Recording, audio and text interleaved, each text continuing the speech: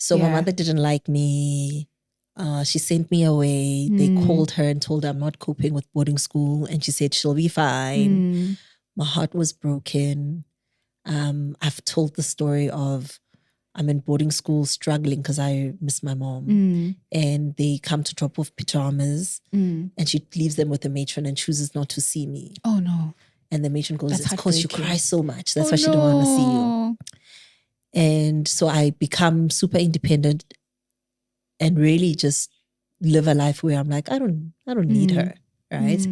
But somehow at the back of my mind, I'm doing all these things so that she can see me and celebrate me. My mom was not very big on compliments and...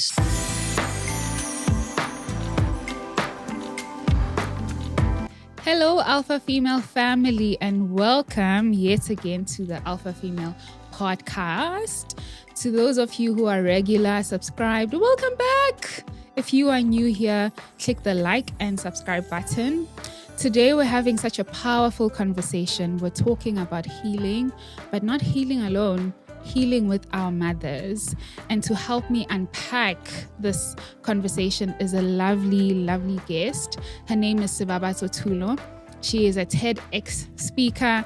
She is an author. She's a teacher. She's passionate about healing. The list goes on. Hello, ma'am. Hi. Welcome. Thank you. I always get so tripped up when people say that. And I'm just like, is that me? It is all of you, but not even all of you. Right. But yeah, but thank you. Thank you for having me. How are you today? I'm good. I'm good. And if you were to describe, Nje, how this week has been for you in one word? You know, I spent the week at home. I spent the week with my mom. Yeah. It's been filled with so much love. Oh. So it's like, felt like a warm hug. Yeah. I love that. Yeah. I love that. And Lana, we love our icebreakers. Okay. You know, just to get us relaxed before we start with the conversation. What song were you playing when you came here? Listen, my name is Sebabatso Thulo and I listen to ratchet music. I was playing Captain Captain Pie, Duncan, Questa. Oh God. Is that your go-to? I wanna feel good. Listen, it's like, and I was listening to it so loud, sunroof open, like I'm just there going, yeah. My husband will be so embarrassed. Okay. Very interesting choice of music. And then what centers you?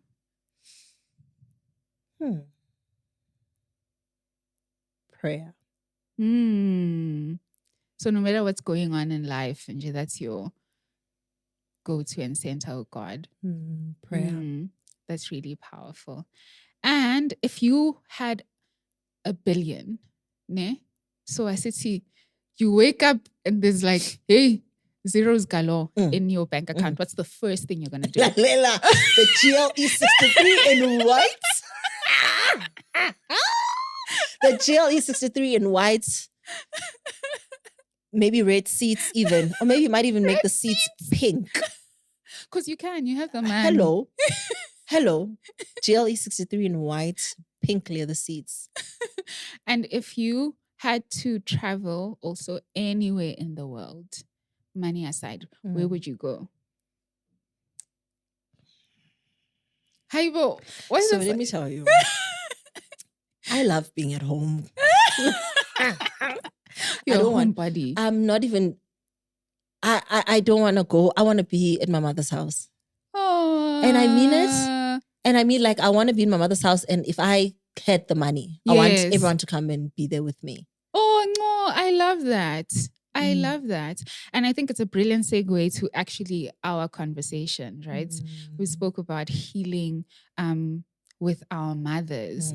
And really the precursor to that is we often talk about daddy issues, but we don't talk about mother wounds and what that means. Yeah. So for you, Nje, if you were to describe how you grew up, how did you grow up? Where did you grow up? Like, manje, when we go to your mother's, where's that? Okay, Yeah, so I grew up in Msinga, right? My parents were in a long distance marriage, two separate provinces. I grew up in Msinga. In the beginning, it was just my mom and I, with cousins staying, but really I was just staying with my mom. And it's so interesting because I struggle to remember parts of my childhood before the separation with my mom. Yeah. Like I can't remember prior to that because of that's when, well, my mother wound started, right? And I can't seem to always tap back to what happened. Yeah. Do you think you blocked it out? It's so interesting because and when my mom and I often talk about you, she often will say, I think she then remembers, or rather she then sees how traumatic the experience was because she'll say, I can't believe you can't remember. And I'll say, I can't. When I close my eyes, I can't remember how my life looked like until I went to boarding school. Then I grew up in boarding school and it was hell. And I remember, backstory, when we met and we had this topic, we even had a crying session for the first time, just talking about the experience that you had at boarding school. So how was it for you? And did you feel like you absolutely had to be super independent now going into that phase of your life? Look, I was 9 when I went to boarding school. Imagine, you were still a baby. I was 9 when I went to boarding school. So whether it's nothing, I just knew this is, I have to go there. I just have to go there and I have to just be, right? And I was this child with lots of emotions. I still do, very deep emotions. It was just weird.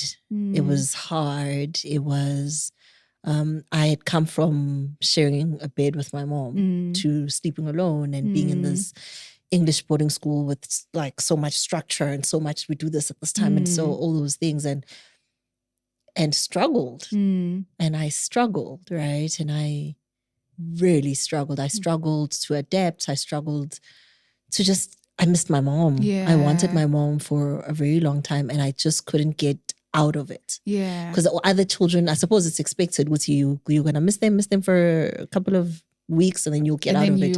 I struggled to snap out of it, right? Yeah. I struggled to snap out of it. And as you're struggling, were your teachers there to kind of guide you through it or try to understand what was happening? In the beginning, and then they got annoyed because I wouldn't snap out of it. Oh, yes. The biggest thing was, it's June. Get Bruh. over it. Bruh, you're already here already. Are you still crying for your mom? Yeah. And how often would you see her during those, times? Would she come and be like, okay, I can see Guti, you're struggling. Let me come through.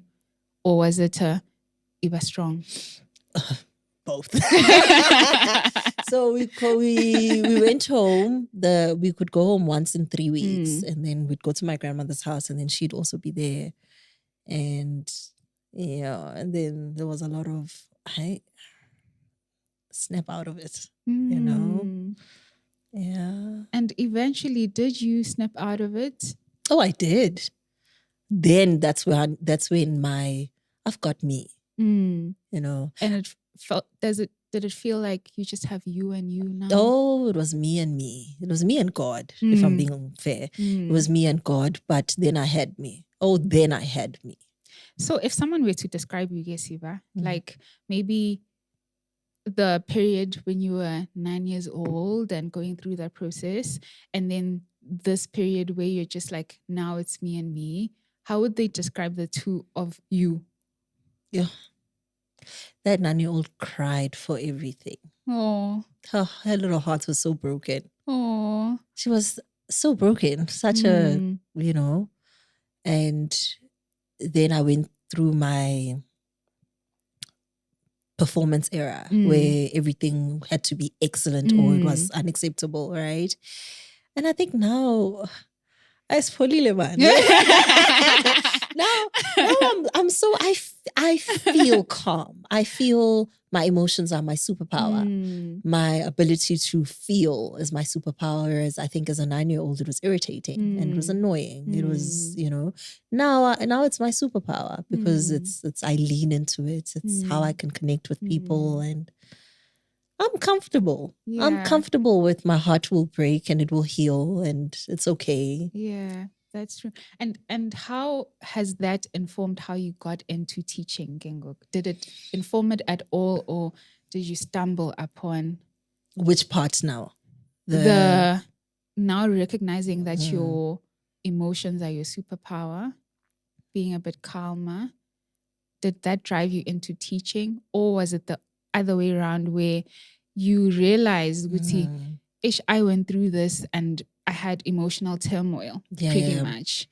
Let me get into a space where I can understand kids better. So not drove me into, right? Because that's a story for another day, how I ended up there. But the type of teacher I became was very much based on that 9-year-old. It was very much, the type of teacher I became I was very conscious of, I'm teaching children whose hearts are broken and I'm going to see them. My thing was, you will not be in my classroom and leave unseen. I love that. And however that looked like was, I knew that children had heartache, real heartache, and heartache that had been dismissed because Bazin Laba, they're so young, and they have real issues and real struggles, because I know I was a 9-year-old with real struggles. Like, my trauma is built of that. And so when I look at small people, although I taught big children now, it was like, I know the heartache that other people might dismiss as a real thing. And if we keep dismissing it, you'll become an adult who's problematic because azange si address whatever this issue was, Sure. And so if we maybe pull back, if someone is listening, how would they recognize, Guti, they have, so what is a mother wound and how do you see, Guti, I actually have this type of trauma? Sure. The mother wound, right, it starts off with how you look at your mom. When you look at her, what comes up? What is it that comes up? When you look at your mom, is it fear? That's a mother wound. Yeah. Is it pain? Yeah. Is it anxiety? Yeah. Is it anger? Yeah. When you look at your mother, or when you think about your mother, what is it that comes up? That will tell you. So powerful. That's so powerful. And I think for the longest time, for me personally, it was anger, because I just feel like I had raised myself for such a long time. We're good now, but we had to reconcile that. And I think I never ever thought about it that way. When you actually look at mom, are you happy or are you sad, or do you feel emotions of, joy, or other way around? What do you feel now when you look at your mom? I love so deep. No, I love so deep, and it's a deep love. I could cry. It's a love so deep and so warm, and I feel a pride, right? Like, I'm proud of that girl, and I'm proud of us, and I'm proud of who she is and how she's just like all odds against her, but there she is. And I look at her, I feel proud of her, then proud that she's my mom. Oh, but how did you get here? That's the big story, right? Is my mom and I, what I feel was this was not always my truth.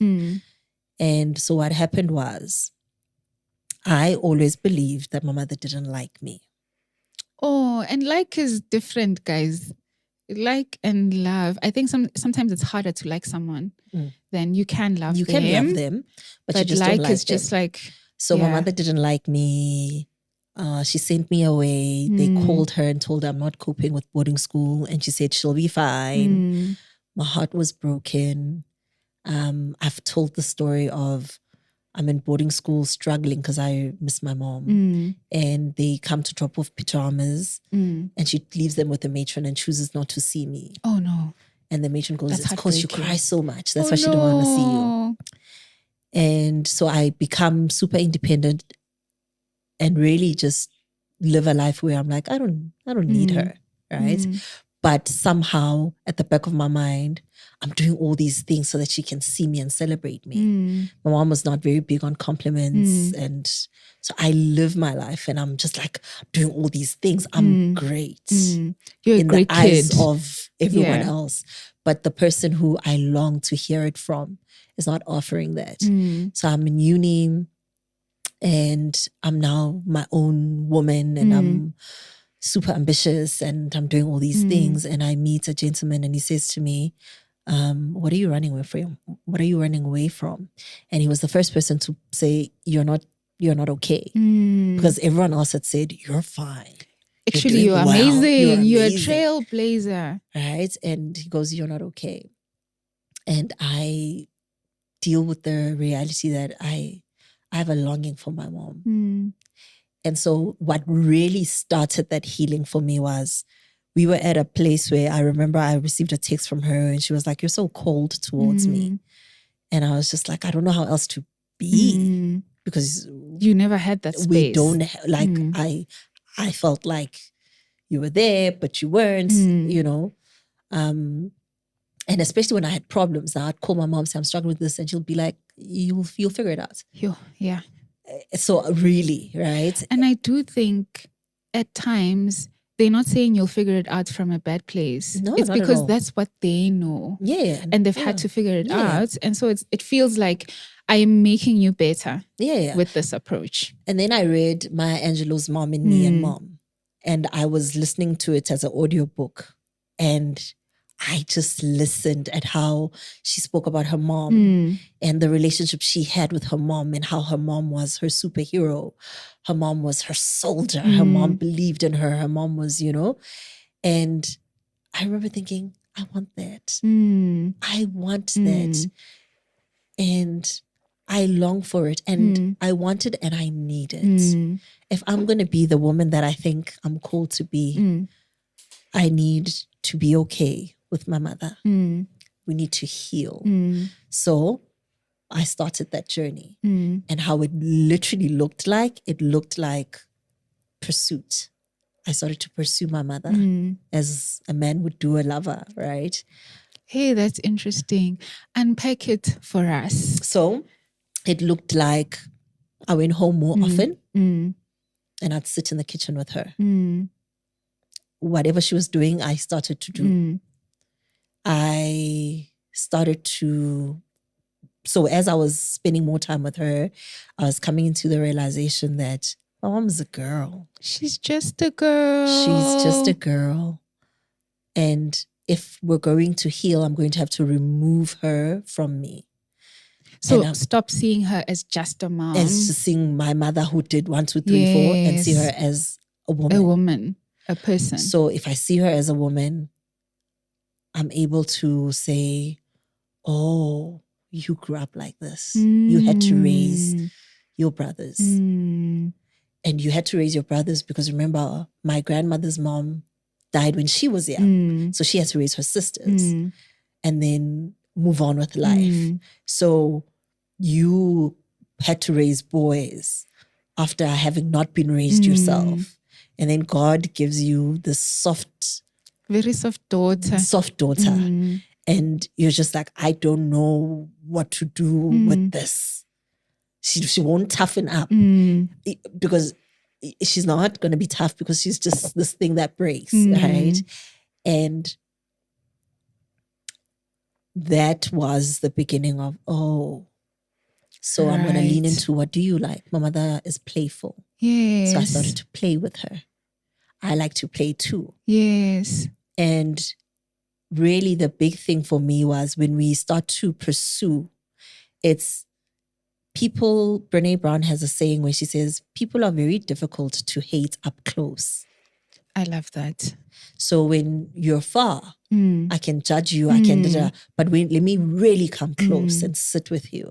I get to see you. And I started to see her, and then I started to see myself, and I started to go, oh, we're actually the same woman. Did you start seeing bits and pieces of yourself in her? 1,000%. I saw the parts of us that struggle to have hard conversations, that would rather laugh it off. So ni avoidant. Very much so. But also, I used to feel like she was so avoidant. She won't deal, she won't. But later on I realized, wait a minute, I am too, you know? And then I realized, oh, we're the same. And I always say, in the process, it doesn't mean Uguti, she's going, something's happening here. She doesn't even know Uguti, I'm sitting in here because I'm trying to fix us. Right? It was very late when she discovered, and she said, look, I've struggled to love myself. So maybe I struggle to love you, right? The way that you would have me love you. And when she said that, right, it healed me, because I felt, look, I think I have a lot of love in my heart. Yes. And I love us for the both. Like, I've got enough love for me and for you. And I'm going to pour it into her. So I started being intentional about loving her, because I saw her. Like, I saw you saw the broken woman. Yeah, I saw the realities of like what she's just had to go through. And I was like, I'm going to love you. And in the process, I often say, like, people, when I talk about healing that relationship, I'm healing something so deep and so sacred, because your mother is the first heartbeat you will hear, the first voice you will hear. So I'm healing a very deep part of who I am. And I'm pouring love into her. And in the meantime, I often say, it's not like she's loving me back. Yes, right? It's not like she doesn't even know what it is. She doesn't even know what it is. And the more I healed, and the more I was up in her space, the warmer she became, and the more open she became, and the more softer she became. And that's the power of love. Actually, right? This is powerful, because often we just see ourselves in the roles. So you have the daughter role, you have the mother role, and you don't really realize that before there was a mom, there was a whole human. Exactly. Then you came into their life, and they had to adjust with what they had. Yeah. And unfortunately, some of our moms had hardship Yes. already. Yes. And then now plus you, so they have to do the best that they can with what they have. Exactly. And on top of that is, I always say, remember, you have language for your needs. You have language for your needs. They don't. True. Even our mental health and all of that. You have language for your needs. You have language for your traumas. They don't. They just had to go. They just had to go, right? And I think seeing that and seeing her it starts off with removing myself and going, she's a woman. I'm going to give her grace. I'm going to love on her. I'm going to pour, and I'm going to be in her space. I'm going to come in because I'm trying to understand her. I'm not trying to judge her. And the thing about the whole thing of women judging their mothers because of the mother wound is, and again, I'm not saying your pain's not valid. Your pain is very valid, right? Absolutely. And one can say, no, but it was her responsibility to do this. And you're right. You're absolutely right. But healing doesn't come from what you judge. And the thing about the things that we judge is we become it. Yo, that's so true. You will become the very thing you're judging. That's so true. And how do we then say, for instance, because some people, so you were lucky in a sense that mom was then receptive and you were able to heal together. Yeah. Even in my case, I was lucky in a sense that we could even sit and watch a show and I could show her, Yabona, what's happening? This is us. This is us. Yeah. And we could take the steps into healing together and almost shifting the roles or being there for each other in other ways.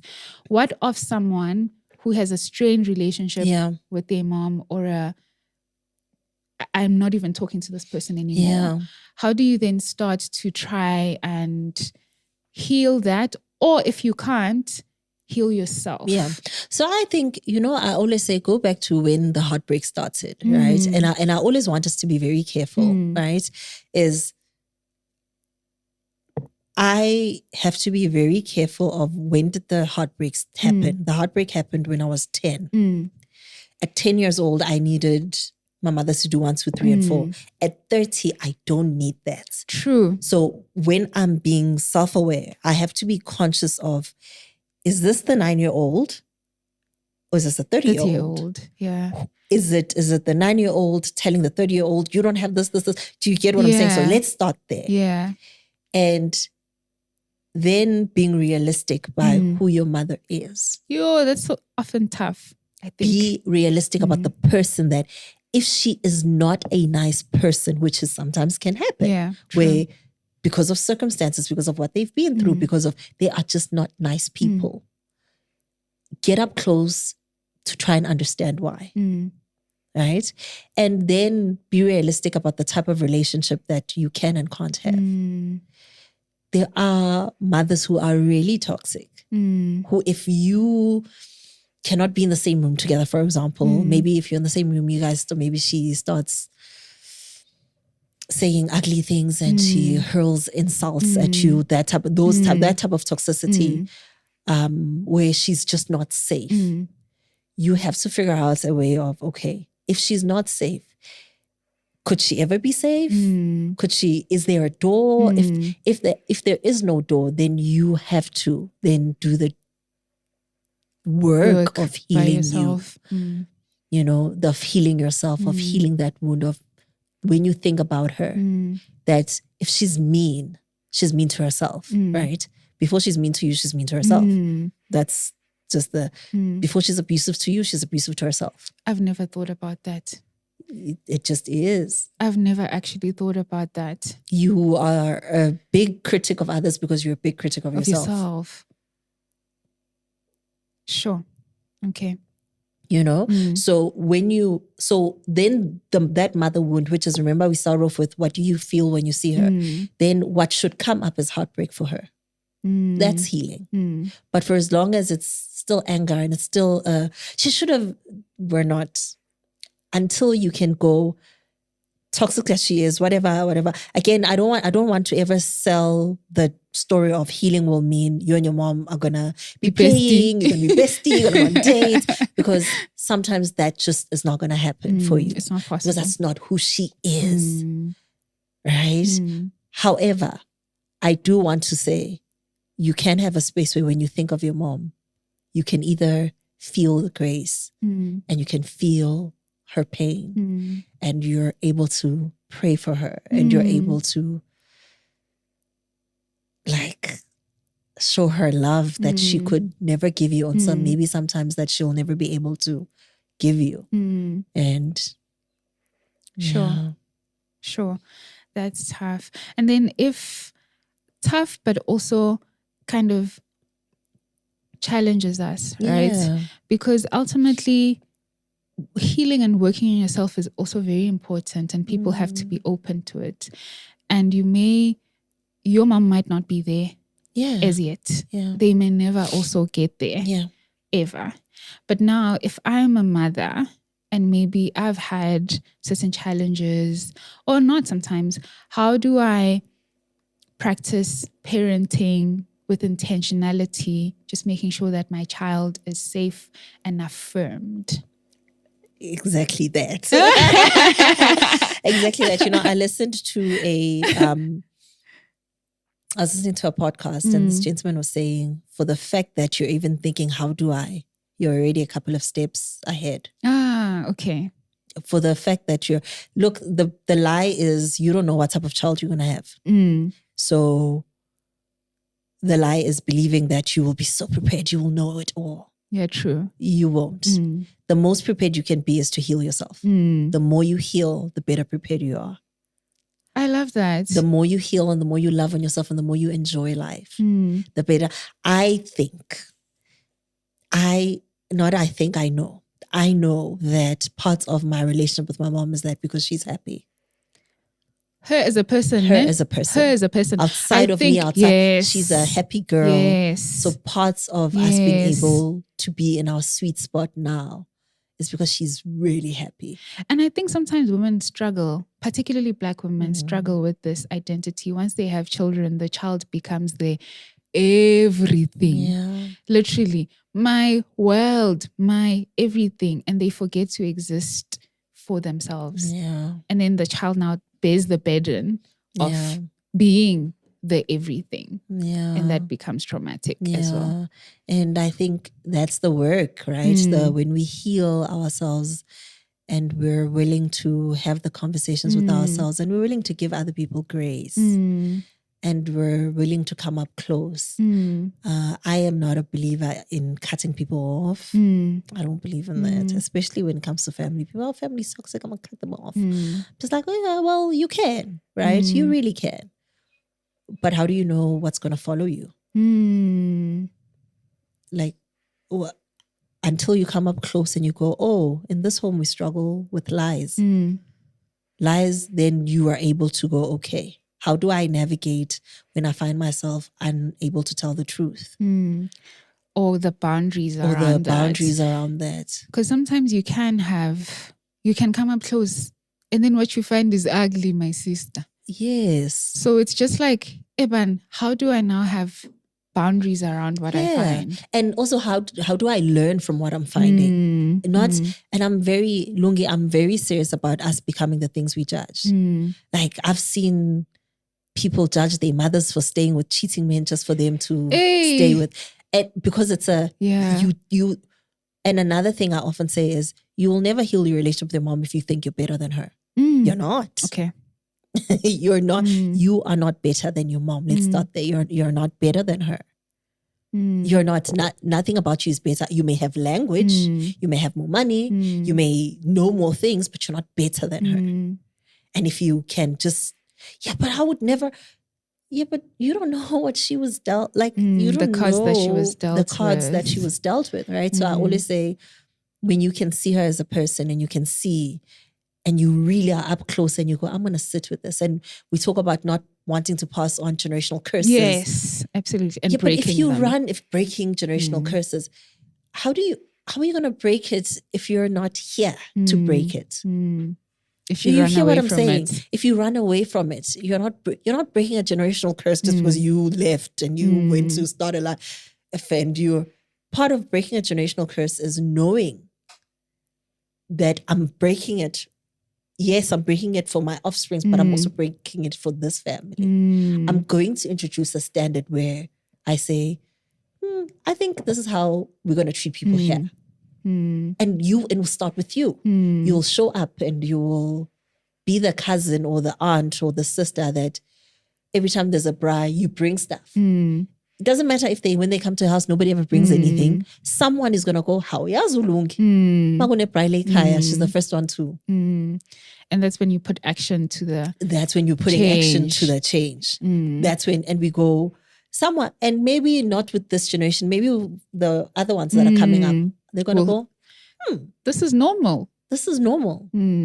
Maybe it will start with you bring matters to the table. If you don't come from a family that discusses things, and it's like, they're going to see it. Someone's going to say, I can say, I can bring, and that's the thing is I feel, yes, maybe I'm wrong. Maybe others can go and start their own thing. But I feel it's important for the guys that stay and go, I'm going to stay and clean it up. And what happens with the emotional turmoil that comes with cleaning it up? You.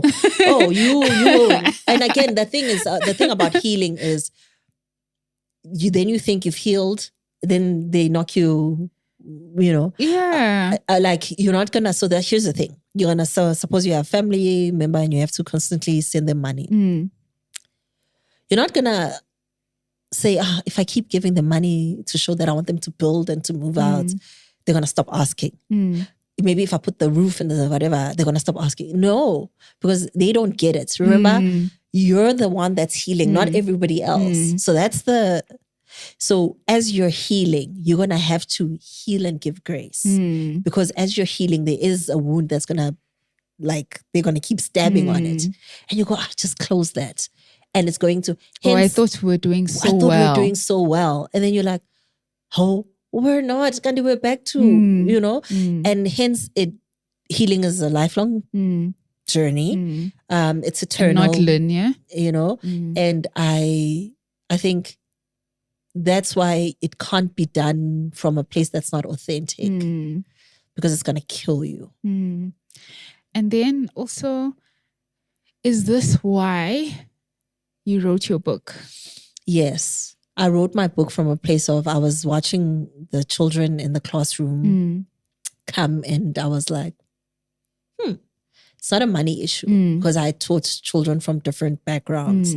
But I started to see things that said, this is a parenting thing, because I could relate to how they were showing up. But also then I thought of adults that I'd seen and how some of these traits we carry right into adulthood. And it's like, oh, it's because there was a parenting mismatch here. There was a parenting pain. There's a wound here, right? There's that children are struggling with, and then it affects how they're showing up in the classroom. And particularly Black, because your book is called Dear Black. I know, and I was Parents. intentional, because at the time I had only taught Black children, and I'm a Black child, and it's all I knew. And sometimes with us also, we have other things in the background at play. At times, you are the one who's taking care of your siblings. You have the emotional work that you have to do to even support elders in the family. So you have to step up. And I think sometimes we forget, right? We forget the story of Black people in South Africa. We think that's removed, but it's not. It's not. Like, there's still a big part of our family structures is because of where our country was 30 years ago. And we think, and that has like a real effect, real effect on the love that we get to see between our parents, whether we have highly successful parents that are chasing, because for the first time we are very successful. That's going to influence the children or impact the children, right? It's going to, because you are now not home. We are now not, I almost want to say never mind not being home, but we've never seen this. You know, we're living in a time that we've never lived in before. And of course it's going to impact the children, because we don't know what's important. Is the most important thing sending my child to a good school? Or is the most important thing being there for my child? Or is it making sure they get all the opportunities? Or is it making sure that they know all their family members? Is it making sure that they can still speak their home language? Is it making sure that they're protected from rape? There's so many all things. These elements. Or making sure they're not on social media. Like, there's so much to consider, you know? And I think the one time I was watching you and you were giving, it was part of your TED Talk, and you spoke about the things that parents should consider. And something that you said that stayed with me, I think it was from that talk, is that it's not how you affirm your child is very important.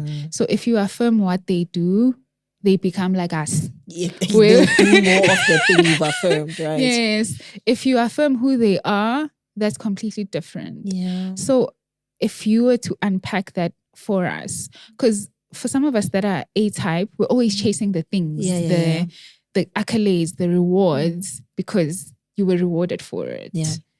So who I am is very much removed from my outcomes. So there is no degree on the wall or trophy or award or money or star. Or if you're 7 or a star, right? That's like what you then have, and so on. So when we speak about affirming who the person is, you want to affirm, again, not personality, because personality can be fake, and then children will be performative. You want to affirm things that speak to their character and say, I noticed you told the truth. I like that. I noticed you helped and they didn't ask. I noticed that. That's affirming and celebrating things that speak to their character a lot, because we really have a lot of personalities. We have people with big personalities and beautiful personalities, but when it comes to character, like, keep your word. Like, just say you'll do what you said you were going to do. It's nowhere to be found. Right? Be kind. And we think just because you have all these materialistic things, you're everything, and you're not. Right? I often used to make this, I used to say to the kids, in my early teaching years, being a doctor was everything. And I used to say, you're now a doctor and your family's proud when you come home. Everything stops because the doctor's here. But you're the doctor that everybody goes and gets their sick notes from. I'm not saying you're not great, but I'm saying, I don't know. Your integrity. I don't know. Yes. You know? And it goes to, I mean, we're in trouble as a country. And can I say that? Yes, we're in trouble as a country because of integrity issues. And it's like you hold the highest positions in the world, but we're just struggling with integrity. Do you get what I'm saying? You have beautiful personality, you can give a beautiful speech. But when somebody comes, you don't know how to stand up and give them your chair? Come on. And you know what moves the world forward in the real sense is character. True. But we never think about it that way. No, we think the shiny stuff, because character is not shiny. It isn't. It's not shiny. And it's not seen. It's not seen. Character. But it is felt. Yeah. Character looks like it will always put you at the back of the line. And I'm going to share this, when we were doing premarital counseling with my husband, the thing was, if you're going to have a successful marriage, you're going to have to always be running to the back of the line. The most humble person. That's the one thing you should compete on in the relationship, is who's going to be the most humble one. Son. Who's going to be the one to go, it's okay. It's okay. He's like, chase that, then you guys will be happy. And how's it going? Oh, girl. And let's talk about one thing of, I'm going to say this, bold statement. I believe the health and success of my marriage really is because of the healing that happened between my mother and I. Sure. I have a happy marriage because I'm happy with my that mom, relationship. And I'm happy with my dad. I don't think it's bold alone. I think it's actually supported by science. When you arrived, I was listening to What Happened to You. I often refer to this book actually a lot, because it really explains what happens when a child is born and they just connect with their primary caregiver. But on top of that, I saw a study. So there's a mathematician I like. And she actually explained, they ran, or she saw an experiment which was done back in the, I think, 70s with 3 kids, basically. Or 3 situations where the child was crying and mom came, soothed, I'm happy. And then second baby, falling apart. No one is coming for you until they self-soothe. Third baby with just like, I don't even care if you're there. And then these people become adults. And how they show up in the world and how they show up in relationships is exactly that, in these forms, in whether they feel safe, secure, trust, and an end. Because some of it actually starts from at that there. place. Definitely. I think because I'm as playful with my mom as I am with my husband. It's very interesting. I feel the same thing. It's weird, right? That sounds weird. I feel the same thing that I feel for my mom, that I connect with my husband the same way I connect with my mom.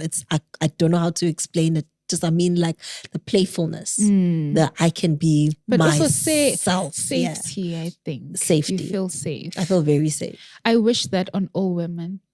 I genuinely wish that on all women, and that's part of why we're having this conversation. Yeah. So in an ideal world, Yeah. if you were to dial back and looking at how even this discussion that we just had now, how fundamental it is to actually connect to your primary health giver, and I mean caregiver, and if not, to heal. Yeah. What would that relationship look like? Yeah. And what would that child look like just going into the world? Look, in an ideal world, you have a mom who is your safety net. That means doesn't matter who and how I show up, I'm safe here and I'm loved still. Doesn't matter where I go. Doesn't matter who says what. I'm loved and I know it. I'm loved because I breathe. I'm loved, I'm worthy. I don't have to stand alone. And if I do find myself standing alone, I know there's someone behind me cheering me on. There's someone clapping for me just because, you know, I listened to a thing once about how when children walk into the room, they want to see that your face lights up because theirs do, right? Oh, and they do, yes. And children are happy to see you. And, oh, man, it's important to know. I haven't even said anything, but like, you're loved. I'm loved. Just because you exist. Just because I exist. And I think in an ideal world, we have children who then are so free, free to pass the math test, free to fail it because they know it's not attached to worthiness. We have authentic people, people who, I don't have to be mean to you. We have people who like go into the world and they're kind to other people and they're affirming other people because they understand that when I see you, Anakolungi, you're so beautiful. It doesn't take away from me. But I understand the importance of being sunshine because I have sunshine. You know? In an ideal world, I see it. In an ideal world, yes. Thank you so much for this conversation and just being vulnerable and sharing parts of yourself that I think will heal others and hopefully inspire others to heal with their moms. If you have a broken relationship, to pursue her, to see her as a person, to give her grace as well. And if you are a mother and maybe you do have a mother wound, I really hope it inspires you to also heal and show up differently for your children. Yeah. Thank you for coming. Thank you. Shoo. Happy Women's Month, Alpha Females. And I really hope this episode was healing for you as it was for us who are having it. Till next time.